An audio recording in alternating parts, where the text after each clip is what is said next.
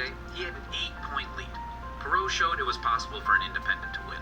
Fast forward today, and the opening for a third option for president is even bigger. Look at the data.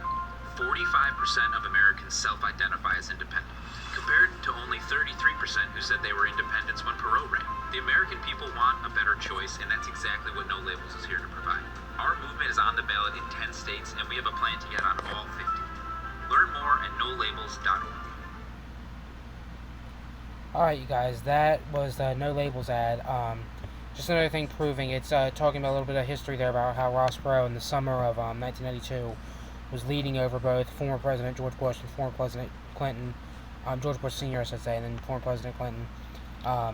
Yeah, he was leading over them. He dropped out of the race, of course, and lost his lead, re-entered, and got 18.9%. But had he stayed in the race, he would have been president. This is just talking more and more about just this stuff, about No Labels and stuff. So I want to show you guys another video that I've seen today. It should be on my history. Hold on. Let me just find it here, guys.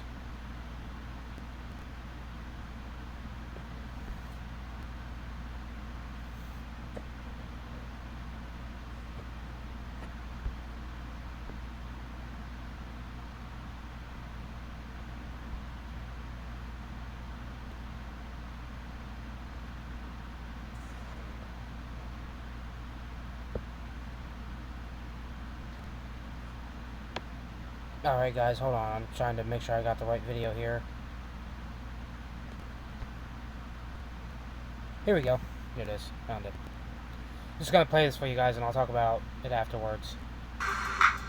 Dumb ad.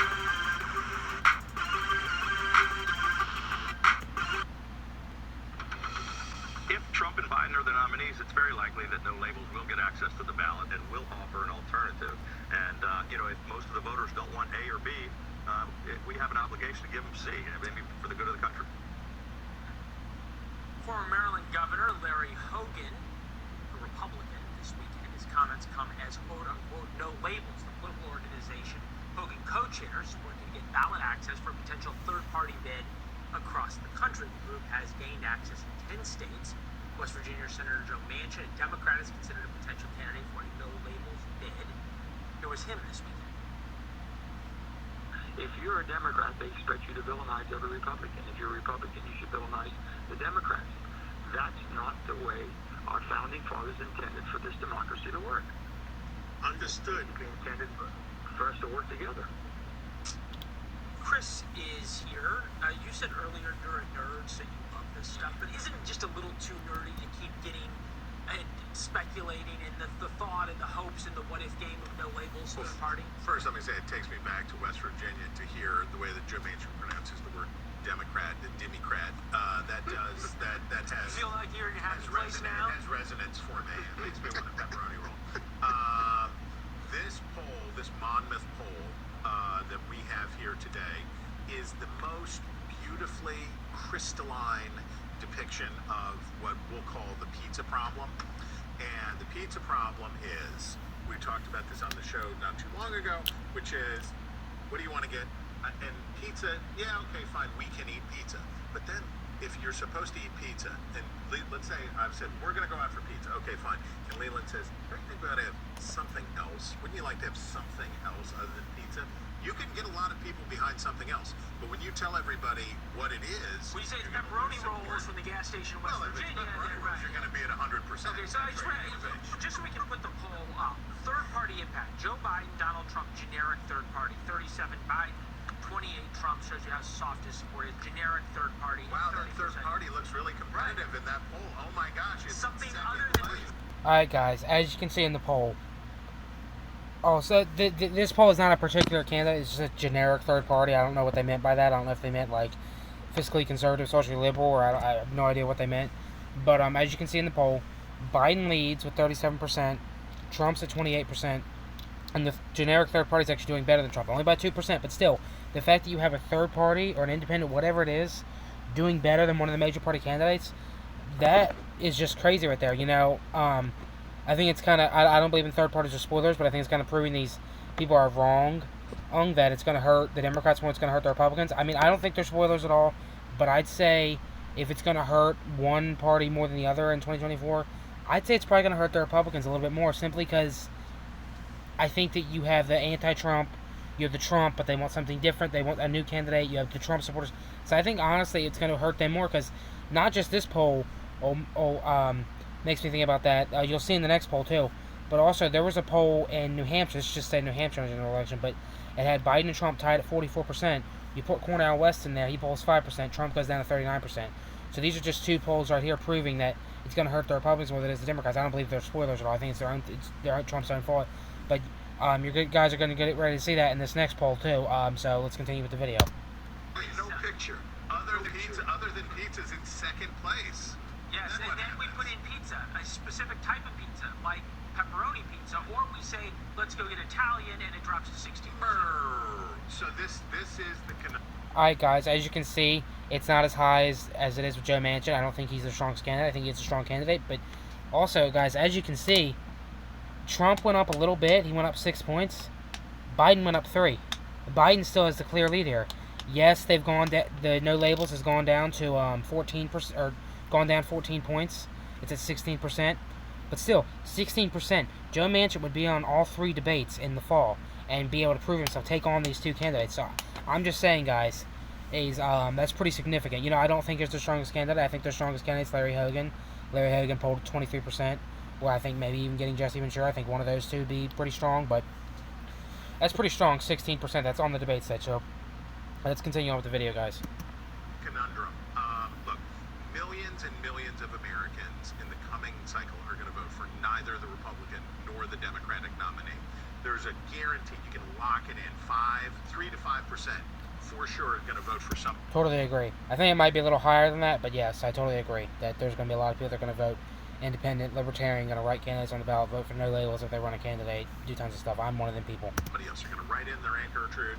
They're going to vote libertarian. They're going to vote green. They're going to do whatever. Those are protest votes. If no labels, so first of all, ballot access is a huge deal. But if no labels is going to shape the election, and we shouldn't sneeze at 16%. 16%, Ross Perot did 19%, changed American history and the way that people do politics in the United States and all of that. But if you want to persuade voters, you need ballot access, number one. And number two, you need a way to pick a nominee that isn't just pulling a mansion out of your hat. You can't just have a bunch of donors. I 100% agree with that. I think that best way they should do it, I think they should have people go to their convention, and they should, actually, no, the best way I think they should do it, I think they should go across maybe 10 states or so, hold small little primaries, like not even on the actual ballot if you have to, just like, get people to show up to their convention or whatever, and then go to the national convention, and whichever candidate has the most, you know, go by that. And, yeah, so you guys can do, they could do that. I think that's the best way, instead of just saying, oh, here's Joe Manchin, here's Larry Hogan, here's someone else. Like, I think that they should let the people pick who the nominee should be. And the vice presidential nominee, too, as well.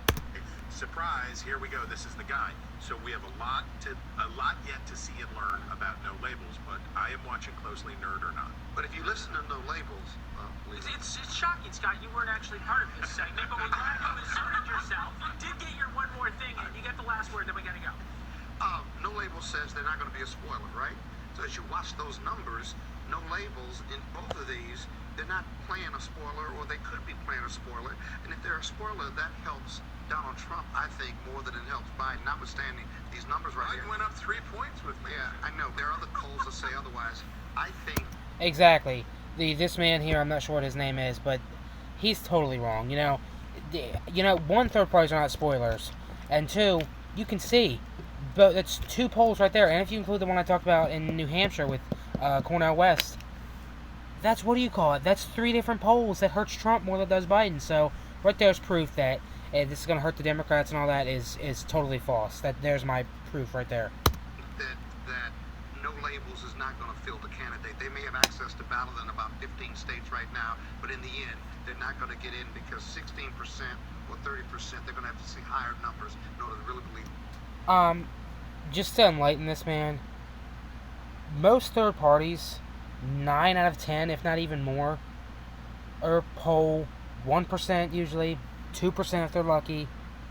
That's usually what they poll on a national level. And in states, it's usually the same. Sometimes they go to 3%, but yeah, it's very low. 16% and 30%, that's pretty damn significant to me. 16% get you on the debate stage, and we all know debates can change elections because that's how Jesse Ventura won in Minnesota. So, just saying, guys. Believe they got a shot. As a third party, by the way, if I have not mentioned that. 19% changed American politics, Ross Perot. Thanks for watching. Go to... So, guys, you can see these two videos I showed you. Third parties, you know, they're going to break records in 2024. You know, this is as of right now. You know, I think as of right now, I do believe that a third party would win. I think that a third party would get on that debate stage, edge and would rest their case, would take on Trump and Biden if Trump shows up, if he's not a coward like he's being in the Republican primary. But if, like right now, if it would be Trump and Biden, because right now it looks like if the primaries were today, let's say Super Tuesday were today, it looks like Trump and Biden would be dominating. They get their nominations very easily, and you have 80% of Americans saying they don't want Trump or Biden, 65% of Americans saying they'd be able to supporting a third party. Let's just say Joe Manchin comes in at 16%. Let's say Larry Hogan's his running mate. He goes to the first debate. He dominates. He calls out Biden for outrageous spending. He calls out Trump for the criminal charges. Dominates the first debate. Let's say after that first debate, he goes up 4 points. He goes up to 20%. Okay, he's still in third place. But let's just say after the two other debates and the VP debate, everything goes well. Let's say by election day, he's at 31%. Let's say he's beating Biden and he's tied with Trump in first place. Ace, all right, he can win. He could win all the purple states and flip a couple red states and blue states. He could flip West Virginia. All these things, he could win the White House like that, or any third party. So I'm just saying, guys, third parties can win. I'm actually going to be doing something. I'm going to be volunteering for the No Labels, the Libertarian Party, and Cornel West's movement, because I want to get as many third parties on Pennsylvania's ballot as I possibly can, and on other ballots too, because we deserve options, guys. We should not have to choose between Tweedledee and Tweedledum. It's like the guy was talking about pizza. It's like we should not just have to choose between Domino's and Pizza Hut, Domino's and Papa John's. And I love Pizza Hut. Or, you know, there's this, in my area, there's this local restaurant, Giovanni's. It's a small restaurant, but I'd much rather have Giovanni's than Domino's or Pizza Hut or Papa John's. We deserve options, guys. We should not have to choose between a criminal, someone who's taken documents from the White House, it was a criminal failed president, and a senile failed president. We should not have to choose between that. We should not have to choose between far-left socialism and far-right MAGA anti-governmentism. We should be able to have a good, sensible candidates all across the ballot, not just on the presidential level, on town council, school board, governor, senator, congressperson, big city mayor, small town mayor. We should have this. We deserve these options, and the way to do this is to vote third party. So, guys, please, if you guys have any interest in a third party, which I know a lot of you do, and I know a lot of people are fed up with the third parties, or fed up with the two major parties, go to the Libertarian Party's platform. Check out what candidates are running for them. Check out what their platform is. Go to the Green Party. Check out what Cornel West and other candidates are running on. Check out, the No Labels. Check out some of these independent third-party candidates. Not just on a presidential level. Check out all levels and just see what you like. And if you like them, get behind them. If you have, maybe even if it's only a cent, donate a cent to their campaign, or just make people aware about it. Just fight for this movement to happen, guys, because it's possible. If it can happen in Minnesota with Jesse Ventura winning as a third party with the Reform Party, if it can happen in Alaska, a writing candidate winning, Lisa Murkowski, if it can happen in Rhode Island, it can happen on a national level. You guys got to think, Abraham Lincoln was technically a third party because the Republican Party used to be the third party.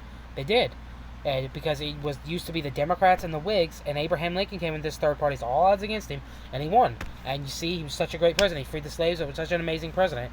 So I'm just saying, guys, this is 110% possible.